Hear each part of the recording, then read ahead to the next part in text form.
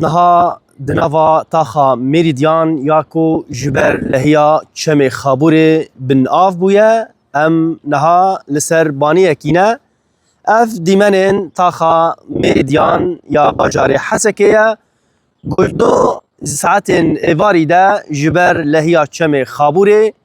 يكو دنوا باجاري حسكي را درباز بكو بشكي جتاخا ميريديان ياكو نها ام لسرن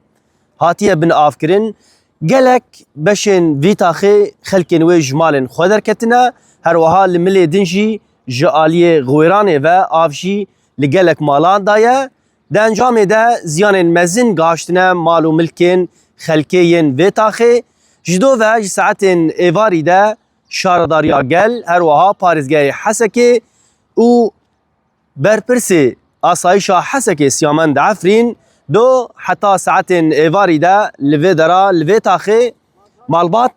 خلاص کرن ج آوی گلک مالبات دنافا مالین خود ما بون و دیمنان دادبینن جبر هرکینا زیده یا ویچمی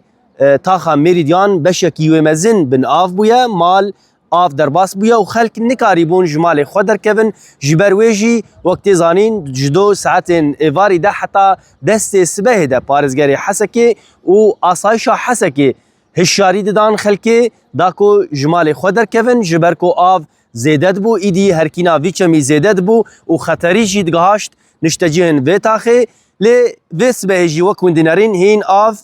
دوام دکه آف که خورته اف جی دیمن کو دبینن دیمن تاخا مریدیان یا باجار حسکیه